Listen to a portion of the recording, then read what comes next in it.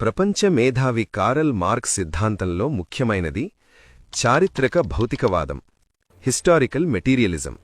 ఇది వివిధ సమాజాల అభివృద్ధి, మార్పుల గురించి శాస్త్రీయంగా వివరిస్తుంది. ఏ సమాజమైనా ఉత్పత్తి శక్తులు అనగా ఉత్పత్తికి ఉపయోగించే పరికరాలు, దానిపై పనిచేసే మనిషి శ్రమ, ఉత్పత్తి సంబంధాలు అనగా ఉత్పత్తి చేసే సందర్భంగా ఏర్పడే సంబంధాలపై మీద ఆధారపడి ఉత్పత్తి పద్ధతులు మారినప్పుడు సమాజ నిర్మాణం కూడా మారుతుందని వివరిస్తుంది. ఉదాహరణకు, ఆదిమ సమాజంలో మనిషికి ప్రధాన ఉత్పత్తి తిండి. దానిని పొందేందుకు వేటే ప్రధానం.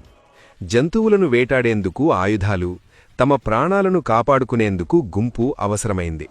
అందుకే గుంపు సమాజం ఉండేది.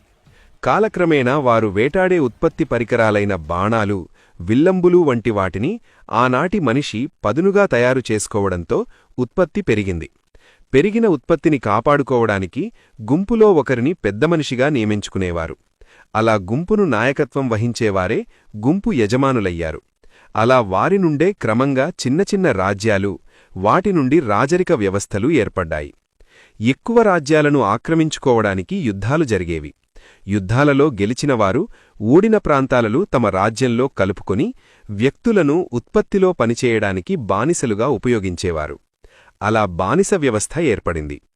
అలా బానిస సమాజంలో ఉత్పత్తి బానిసల ద్వారా జరిగేది.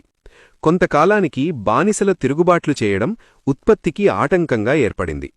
బానిసలను అణిచి ఉంచడం సాధ్యం కాకపోవడంతో వారిని ఉత్పత్తిలో భాగస్వామ్యం చేయడం కోసం బానిసలకు కూడా కొంత భూమి ఇచ్చి వ్యవసాయం చేయించేవారు.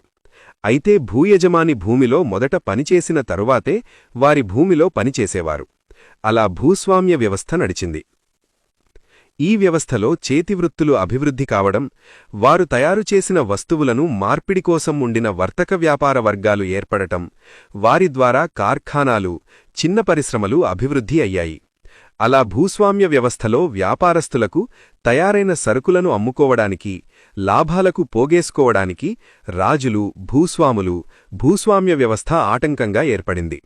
దానితో పెట్టుబడిదారులు, కార్మికులు, రైతులు ప్రజలతో కలిసి భూస్వామ్య వ్యవస్థపై పోరాటం చేసి ఆ వ్యవస్థను రద్దు చేశారు.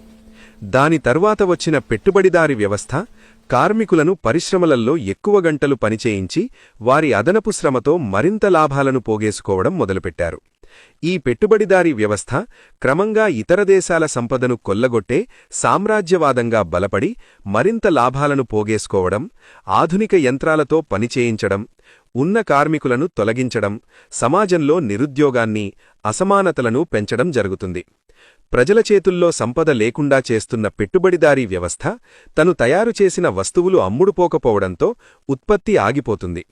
ప్రజలకు పని, యువతకు ఉద్యోగాలు లేకపోవడంతో పెట్టుబడిదారీ వ్యవస్థ సంక్షోభంలో పడుతుంది. అప్పుడు ఉత్పత్తికి ఆటంకంగా ఉన్న పెట్టుబడిదారీ వ్యవస్థపైన కార్మికవర్గ నాయకత్వంలో ప్రజలందరూ పోరాడి ఉత్పత్తికి ఆటంకంగా ఉన్న పెట్టుబడిదారీ వ్యవస్థను తొలగించి ప్రజలందరికీ ఉపాధి కల్పించి మంచి జీతాలు, విద్య, వైద్యం, ఆధునిక సౌకర్యాలు కల్పించే తయారైన ఉత్పత్తిని పంచే నూతన సోషలిస్టు సమాజాన్ని కార్మికవర్గం నాయకత్వంలో ఏర్పడుతుంది. దాని ద్వారా కమ్యూనిస్టు వ్యవస్థ వస్తుంది.